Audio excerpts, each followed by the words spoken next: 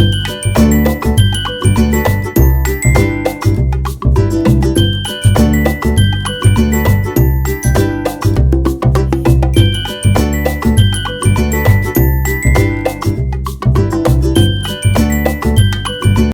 साथियों, नमस्कार प्यारे बच्चों। आज के वीडियो में हम नेशनल अचीवमेंट सर्वे एवं ओलंपियाड परीक्षा 2024 के लिए राज्य शिक्षा केंद्र द्वारा जारी समय सारणी के अनुसार ओलंपियाड प्रश्न बैंक से कक्षा 3 के लिए तीसरे सप्ताह के विषय हिंदी, पर्यावरण और गणित के इम्पोर्टेंट प्रश्नों को सॉल्व करेंगे। तो चलिए स्टार्ट करते हैं हम सब्जेक्ट हिंदी से। सप्ताह 3 के लिए हिंदी से अनुच्छेद क्रमांक 293 और 403 को सम्मिलित किया गया है। सबसे पहले हम अनुच्छेद क्रमांक 293 को ठीक से पढ़ते हैं और इसके आधार पर दिए गए क्वेश्चनों को सॉल्व करेंगे। यहाँ पर बंदर की एक कहानी दी गई है। एक जंगल में बंदरों का एक झुंड था। हर रोज सुबह सभी भोजन की तलाश में घूमते थे। झुंड के राजा का एक नियम था, जिसे भी भोजन मिले वह अपने साथ लेकर आए, फिर सब मिलजुल कर खाएंगे। इस तरह झुंड में सबको भरपूर भोजन मिल जाता था। एक दिन भोजन की तलाश में एक बंदर को जंगल के बाहर केलों का एक बाग दिखा।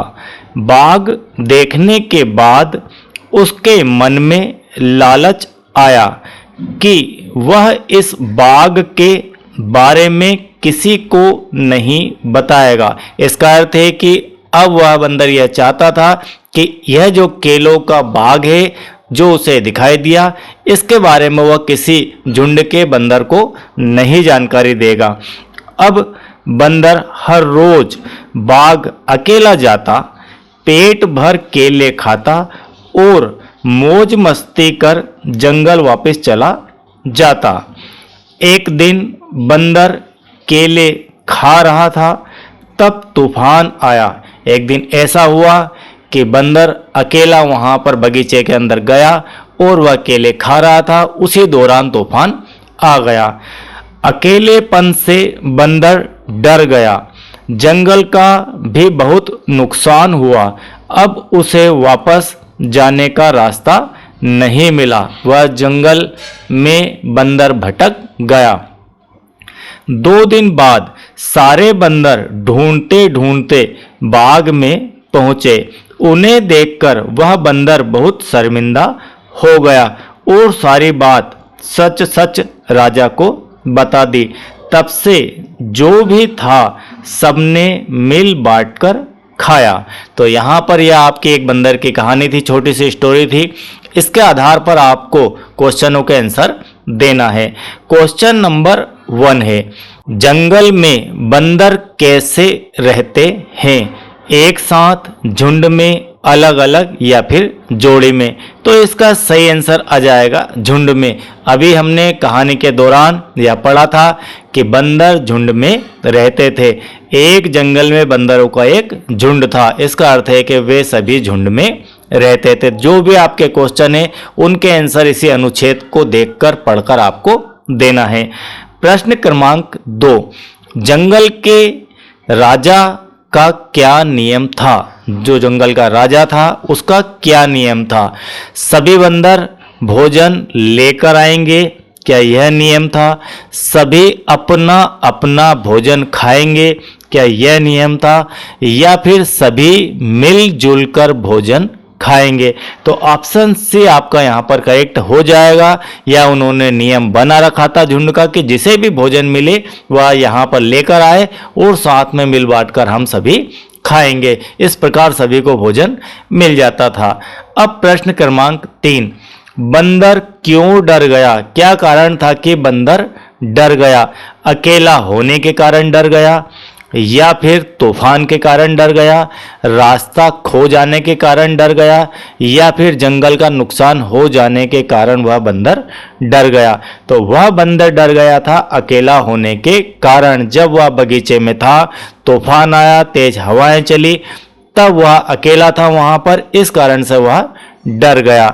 अब प्रश्न क्रमांक 4, बंदर शर्मिंदा क्यों हुआ? जो बंदर जंगल में झुंड में रहता था, वह बंदर अकेला केले के बगीचे में गया, अकेले रोज केले खाता था। वहां पर तूफान आ गया, वहां पर वह फंस गया और उसके बाद सभी साथी उसे ढूंढने गए। ढूंढने के बाद वह केले के बगीचे में उसे मिला। तब प्रश्न पूछा जा रहा है कि बंदर शर्मिंदा क्यों हुआ पूरे झुंड के साथियों को देखकर? तो राजा को देखकर, अपने लालच के कारण, पेट भर केले खाने के कारण, सारे बंदरों को देखकर। तो वह शर्मिंदा हुआ सारे बंदरों को देखकर कि हमने जो नियम बनाया था कि सभी मिलजुल कर खाएंगे, इस नियम का पालन मैंने नहीं किया, इस कारण से वह शर्मिंदा हुआ। अब प्रश्न क्रमांक 5, जंगल का पर्यायवाची शब्द है। जंगल का पर्यायवाची से यहाँ पर अर्थ होता है कि जंगल को और क्या कह सकते हैं दूसरे शब्दों में? क्या हम वन कह सकते हैं, क्या हम मैदान कह सकते हैं, क्या हम पेड़ कह सकते हैं, या फिर हम बगीचा कह सकते हैं? तो जंगल को हम दूसरे शब्दों में वन भी कह सकते हैं और यही वन शब्द जंगल का पर्यायवाची शब्द भी कहलाता है। अब इसके बाद हम देखते हैं हमारा अनुच्छेद क्रमांक 403। अब आपका गद्यांश क्रमांक 403, जिसे आप अनुच्छेद क्रमांक 403 भी कह सकते हैं। यहाँ पर निर्देश दिए गए हैं, निम्नलिखित पोस्टर को देखकर प्रश्नों के उत्तर में सही विकल्प पर गोला लगाइए। आपको बड़े ही ध्यान से यह पोस्टर देखना है। इसी पोस्टर के अंदर मैसेज दिया है और इसी पोस्टर के आधार पर ही आपसे क्वेश्चन पूछे जाएंगे। तो यहाँ पर एक लड़का है जो कि ब्रश कर रहा है और यहाँ पर जो नल है वह चल रहा है और इस नल से लगातार पानी बाहर की ओर आ रहा है। इसके साथ में एक लड़का यहाँ पर दिया गया है। यह लड़का फोन पर बात भी कर रहा है। उसके पास में यहाँ पर नल चल रहा है, बाल्टी भर चुकी है और बाल्टी से यहाँ से पानी निकल रहा है। ठीक है, कुल मिलाकर यहाँ पर यह लड़का इतना बिजी है बात करने में कि उसे ध्यान ही नहीं है कि नल से पानी आ रहा है, नल खुला है, बाल्टी भर चुकी है। यहाँ पर जो बालक है वह मंजन कर रहा है, ब्रश कर रहा है, लेकिन ब्रश करने के दौरान नलों को उसने खुला छोड़ दिया है। और यहाँ पर एक मैसेज भी लिखा हुआ है नीचे की तरफ, यही हमारी सोच रहे, व्यर्थ न जाए पानी, जब जल ही नहीं होगा तो कैसी जिंदगानी। इस प्रकार का एक मैसेज यहाँ पर लिखा हुआ है। अब देखते हैं हम क्वेश्चन नंबर 1। पानी शब्द का पर्यायवाची क्या होगा? पानी शब्द का पर्यायवाची से अर्थ है कि पानी को आप दूसरे शब्दों में और क्या कह सकते हैं, जिसे आप उसका पर्यायवाची शब्द कहते हैं। जलज, नीर, नीरज और पंकज। पंकज, नीरज, जलज ये सभी कमल के पर्यायवाची होते हैं और जो पानी है उसका पर्यायवाची होता है नीर। हम पानी को दूसरे शब्दों में नीर भी कह सकते हैं। अब प्रश्न क्रमांक 2, पोस्टर में क्या संदेश दिया गया है? यह जो पोस्टर आप देख पा रहे हैं इसके अंदर क्या मैसेज छुपा हुआ है, यह आपको 4 ऑप्शनों में से देखकर बताना है। वायु प्रदूषण के बारे में क्या यह पोस्टर है, मृदा प्रदूषण के बारे में है, जल संरक्षण के बारे में है, या फिर वन संरक्षण के बारे में? तो आपका यहाँ पर ऑप्शन सी सही हो जाएगा। यह जो पोस्टर दिया गया है पानी बचाओ के संबंध में दिया गया है, जल संरक्षण के विषय में दिया गया है। अब प्रश्न क्रमांक 3। प्रश्न क्रमांक 3 है, दिए गए पोस्टर में पानी का उपयोग है। दिए गए पोस्टर में पानी का उपयोग व्यर्थ हो रहा है, सार्थक हो रहा है, मित व्ययी हो रहा है, संरक्षण हो रहा है। क्या पानी को यहाँ पर बचाया जा रहा है या पानी को बेकार बहाया जा रहा है? तो आपको यहाँ पर दिखाई दे रहा है कि पानी को दोनों ही स्थितियों में, दोनों लड़कों की जो पोजीशन बताई गई है उसके अंदर पानी को वेस्टेज दोनों ही बहा रहे हैं। तो आपका ऑप्शन ए यहाँ पर राइट हो जाएगा। अब प्रश्न क्रमांक 4, आपके अनुसार निम्नलिखित में से अच्छी आदत कौन सी है? बड़े ही ध्यान से इन आदतों को आपको पढ़ना है, समझना है और अपने तर्क के आधार पर आंसर देखना है। नल खोलकर ब्रश करना क्या एक अच्छी आदत है? यदि आप नल खोलकर ब्रश करते हैं तो पानी वेस्टेज जाएगा, तो यह गलत है।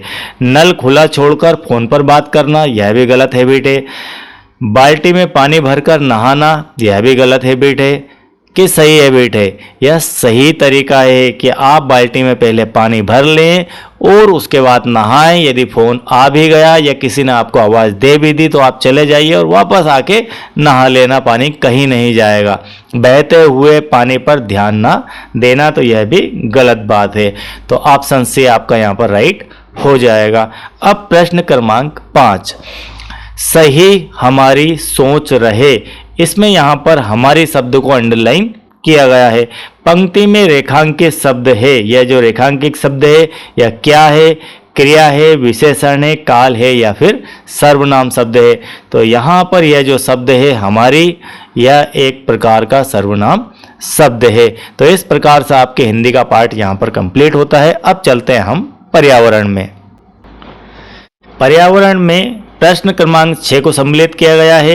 यह जानवर अपने शिकार को फंसाने के लिए जाला बुनता है।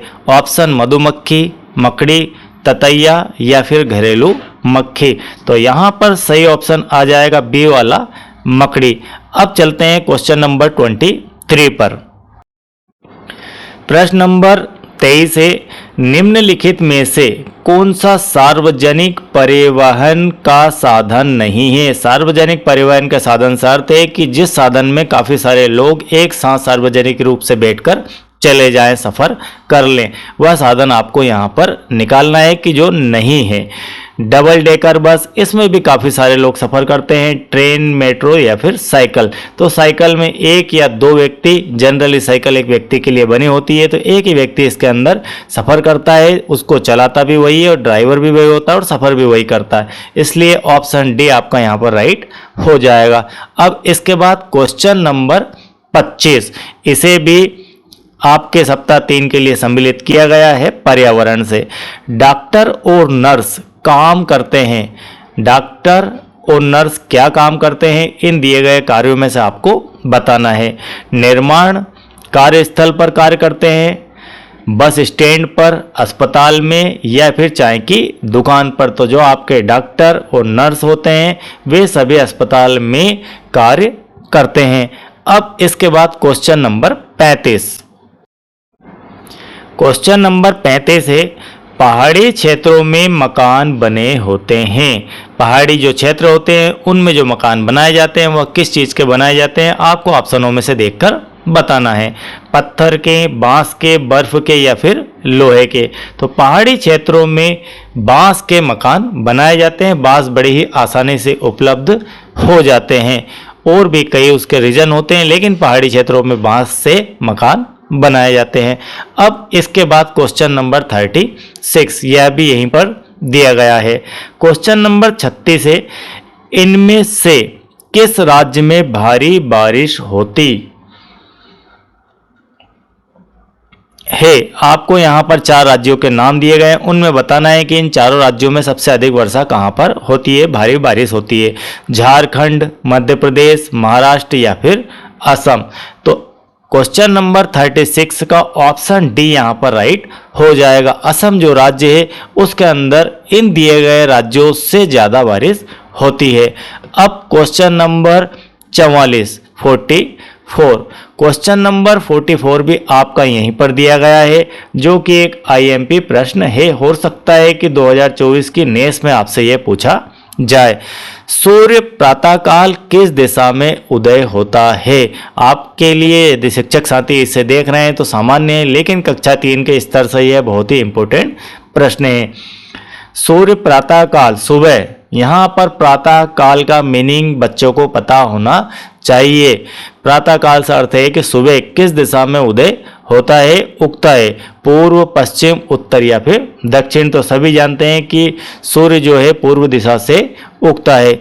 अब इसके बाद क्वेश्चन नंबर 47 इनमें से कौन सा तरीका चलाने से संबंधित नहीं है। किसकी बात की जा रही है यहाँ पर? कार की। ड्राइव करने के बारे में जानना, क्या यह तरीका कार के बारे में सही नहीं है? या फिर सड़क के नियमों को जानना, यदि आप कार में ड्राइविंग करना चाहते हैं, चलाना चाहते हैं कार को, तो सड़क के नियम आपको पता होना चाहिए, किस साइड आपको चलना चाहिए। बहुत पैसा होना, क्या यह जरूरी नहीं है? या फिर वैध ड्राइविंग लाइसेंस होना, तो यह भी चाहिए, यह भी चाहिए, यह भी चाहिए, लेकिन ज़रूरी नहीं कि आप बहुत ज़्यादा पैसे वाले हो तो ही आप ठीक से कार चला सकते हो। अब इसके बाद क्वेश्चन नंबर 50, क्वेश्चन नंबर 50 भी यहीं पर दिया गया है। यह जानवर पानी के साथ साथ जमीन में भी रह सकता है। यह क्वेश्चन भी एक आईएमपी प्रश्न है और हो सकता है कि 2024 के एग्जाम में आपसे पूछा जाए। 4 ऑप्शन दिए गए हैं, मेंढक, मछली, कौवा और गिलहरी। इनमें से कौन सा जानवर है जो पानी के साथ साथ जमीन पर भी रह सकता है? और उस जानवर का नाम है मेंढक। मेंढक वह है जो पानी के अंदर भी रह लेता है और धरती पर भी रह लेता है। मछली पानी के अंदर रहती है लेकिन बाहर नहीं आ सकती। गिलहरी पानी में नहीं जा सकती। कौवा पानी में नहीं जा सकता है। अब इसके बाद क्वेश्चन नंबर 51 यहीं पर दिया गया है। दर्जन चिड़िया, यह भी मोस्ट आईएमपी क्वेश्चन है और यह आएगा ही आएगा। दर्जन चिड़िया अपना घोंसला बनाती है लकड़ी के तने को काटकर, बुनकर, पत्तियों को सिलकर, ए और बी दोनों ऑप्शन। तो यहाँ पर ऑप्शन सी आपका राइट हो जाएगा, पत्तियों को सिलकर। कहीं कहीं इस क्वेश्चन में बुनकर भी दिया गया है, तो वैसे इसका सही आंसर पत्तियों को सिलकर ही आता है। अब इसके बाद क्वेश्चन नंबर 53 52 और यह रहा आपका 53। ऊंट के शरीर का वह भाग जो लंबे समय तक भोजन उपलब्ध ना होने पर सिकुड़ जाता है, उस भाग का नाम, उस शरीर के भाग का नाम आपको पता होना चाहिए। किसके? ऊंट के। कि जब उसे लंबे समय तक भोजन नहीं मिले तब वह सिकुड़ जाता है। तो कौन सा पार्ट उसका है शरीर का जो कि सिकुड़ जाता है भोजन नहीं मिलने पर? कुबड़, गर्दन, लंबी पलकें, मोटी जीभ। तो इसका सही आंसर आ जाएगा कुबड़। ठीक है, आपको 1 वर्ड में ही याद रखना है, कुबड़। यहाँ पर आपका पर्यावरण पार्ट समाप्त होता है। अब हम चलते हैं गणित में। तीसरे सप्ताह के मैथमेटिक्स में क्वेश्चन नंबर 4 को सम्मिलित किया गया है। संख्या 103 को इस प्रकार भी लिखा जा सकता है। क्या 103 को हम 10 धन 3 लिख सकते हैं? तो बिल्कुल नहीं लिख सकते हैं। 100 धन 3 बिल्कुल लिखा जा सकता है। 1 धन 0 धन 3 ऐसा हम नहीं लिख सकते हैं। 3 धन 0 धन 1 ऐसा भी हम नहीं लिख सकते हैं। तो ऑप्शन बी आपका राइट हो जाएगा। अब इसके बाद प्रश्न नंबर 17। प्रश्न नंबर 17 है, एक फूल की 4 पंखुड़ियां हैं। यहाँ पर मान लीजिए इस प्रकार का कोई फूल है। इस फूल में 4 पंखुड़ियां हैं। 2 इधर मैंने बना दी और 2 और बना देते हैं। इस प्रकार से मान लीजिए एक फूल में 4 पंखुड़ियां हैं। फूलों के एक गुच्छे में 12 फूल है। इस प्रकार के फूल 12 फूल मिलकर एक गुच्छा बनाया, 12 फूलों से एक गुच्छा बनाया। तो अब आपको बताना है कि गुच्छे में कुल कितनी पंखुड़ियां होगी। तो एक फूल में 4 पंखुड़ियां हैं, 1 2 3 और 4। तो ऐसे 12 फूलों में कितनी पंखुड़ियां होगी? हम यहाँ पर 4 का गुणा 12 से कर देंगे। 12 चौकू यहाँ पर 48। तो सही आंसर आ जाएगा आपका डी वाला 48। अब इसके बाद प्रश्न नंबर 27। प्रश्न नंबर 27 है, संजू की कक्षा में पहले दिन, कोई संजू नाम की लड़की और लड़के दोनों के लिए यह नाम कॉमन है। तो संजू की कक्षा में पहले दिन 28 लड़के और 25 लड़कियां उपस्थित हुई तथा अगले दिन 49 लड़के व 42 लड़कियां उपस्थित हुए। बताइए दोनों दिनों में कुल कितने बच्चे उपस्थित हुए? दोनों दिनों की संख्या यहाँ पर बच्चों की पूछी गई है। आपको यहाँ पर बिल्कुल सिंपली सभी को ऐड कर देना है, जोड़ देना है। 28 1 25 1, तो ये पहले दिन वाले, दूसरे दिन वाले 49 और यहाँ पर 42, इसे हम कर देंगे 8। 8 5 13 और 2 15 और 9 24 की 4, आपका हासिल 2 आया। 2 और 2 4, 2 6, 4 10 और 4 14, तो 144 इसका टोटल आ जाएगा, जो कि ऑप्शन सी में दिया गया है। अब इसके बाद प्रश्न नंबर 30, प्रश्न नंबर 30 भी आपका यहीं पर दिया गया है। यह रहा, एक खिलाड़ी 206 रन पर खेल रहा है। कोई क्रिकेट का खिलाड़ी है, वह 206 रन बनाकर खेल रहा है। उसे तीसरा शतक बनाने के लिए 2 शतक उसके पूरे हो चुके हैं। पहला शतक कब 100 रन बनाए तब हो गया, अगला शतक 100 रन और मार दिए उसने, बना लिए तब हो गया। अब वह चल रहा है 200 से ऊपर, 200 प्लस में। 200 प्लस में कितना, 206 पर चल रहा है। तो यहाँ पर पूछा जा रहा है कि 13 शतक बनाने के लिए, तीसरा शतक बनाने के लिए मतलब बराबर उसे बनाना है 300 रन। जब उसके 300 रन बन जाएंगे तो उसका 13 शतक हो जाएगा। तो 13 शतक बनाने के लिए कितने रन चाहिए, अब यहाँ पर बताना है कितने रन और चाहिए। 206 तो उसने बना लिए हैं, इतने बना चुका है, आपको चाहिए 300। तो आप क्या करेंगे, 300 में से 206 को माइनस कर देंगे, तो यहाँ पर आ जाएगा आपका 94 रन उसे और चाहिए। तो यहाँ पर ऑप्शन बी आपका राइट हो जाएगा। अब इसके बाद क्वेश्चन नंबर 132, प्रश्न नंबर 132 है। यहाँ पर एक आकृति आपको दी गई है, इसे ध्यान से देख लो आप। आकार प्राप्त करने के लिए आप किस प्रकार लाइन खींचेंगे, इसका शुद्ध मीनिंग यह है इस प्रश्न का कि आपको यह जो आकृति दिखाई दे रही है, यह आकृति आपको इन दी गई आकृतियों में से किस में से प्राप्त होगी। ठीक है, यहाँ पर ऑप्शन ए आप देखें, क्या इसमें से यह आकृति निकल कर आ जाएगी या फिर इस आकृति में से यह आकृति निकल कर आ जाएगी। तो यह बिल्कुल सेम यहाँ पर मैच हो रहा है, इस प्रकार से यह मैच हो रहा है। यह रहा, यह रहा, यह रहा, ये ठीक है। अब आपको आ गई होगी बात समझ में कि यह वाली आकृति से यह आकृति मिल जाएगी। तो ऑप्शन बी आपका यहाँ पर राइट हो जाएगा। अब इसके बाद प्रश्न क्रमांक 137, प्रश्न नंबर 137 है, मोम कलर पेंसिल की लंबाई है। यहाँ पर एक पेंसिल दिखाई दे रही है, यहाँ से लेकर यहाँ तक की यह एक मोम कलर पेंसिल है। आपको स्केल में देखकर बताना है कि इसकी क्या लंबाई है। यहाँ पर आपका हो गया 0। अब 0 के बाद आप आगे बढ़ते हैं तो यह आपका हो गया यहाँ पर 1, ये हो गया 2, ये हो गया 3, ये 4, ये 5, ये 6 और ये हो गया 7। तो 7 से थोड़ा सा अबव है, लेकिन ठीक है। यह यहाँ पर ऑप्शन हमें 7, 8, 6 और 9 ही दिए गए हैं।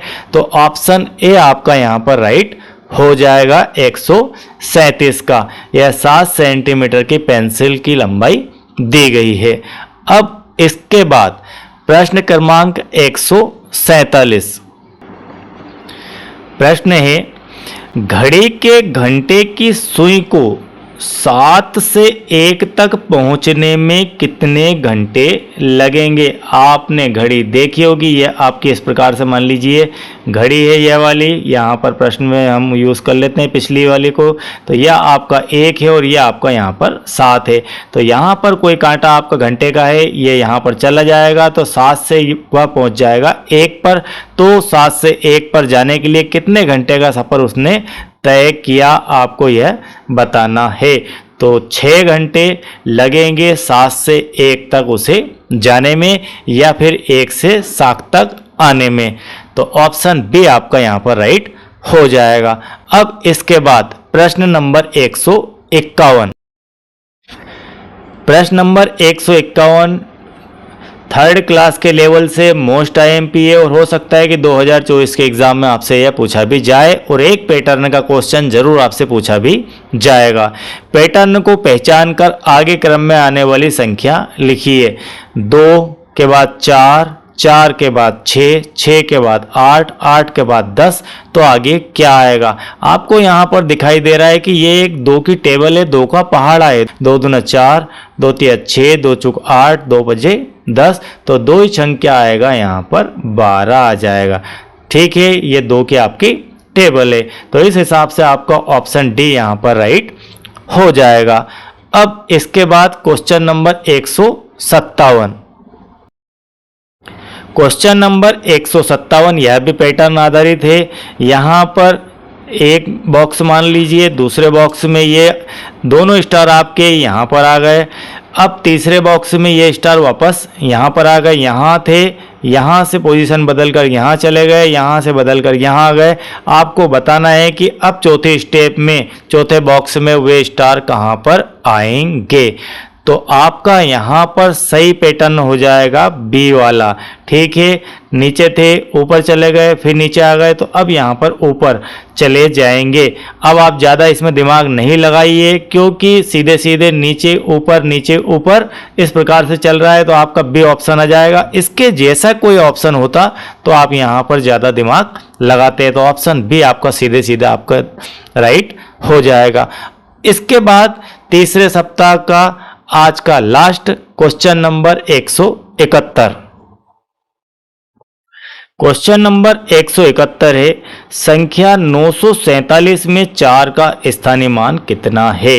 तो यह संख्या आपकी 947 है। सभी का स्थानीय मान दिखा देता हूं मैं। यह 7 है और 4 का स्थानीय मान यहाँ पर 40 और 9 का स्थानीय मान यहाँ पर 900। 9 के बाद 2 अंक आ रहे हैं तो 2 जीरो लगा दीजिए। 4 के बाद 1 अंक है तो आप 1 जीरो लगा दीजिए और यहाँ पर 7। तो इस प्रकार से स्थानीय मान देखा और समझा और लिखा जाता है। तो यहाँ पर आपसे 4 का स्थानीय मान पूछा जा रहा है, तो 4 का जो स्थानीय मान है वह हो जाएगा 40। आई होप कि ये आपके थर्ड वीक का क्लास 3 का हिंदी, पर्यावरण और गणित का वीडियो बिल्कुल क्लियर समझ में आ गया होगा। और यदि आपने पिछले नेस के वीडियोस नहीं देखे हैं, 18 सप्ताह के वीडियो की लिस्ट मैंने कंप्लीट करके आपको दे दी है, और जो बाकी हैं उनमें काम चल रहा है, तो उन्हें आप प्लेलिस्ट से देख सकते हैं, या फिर इस वीडियो के डिस्क्रिप्शन में भी उन वीडियोस की लिंक मिल जाएगी।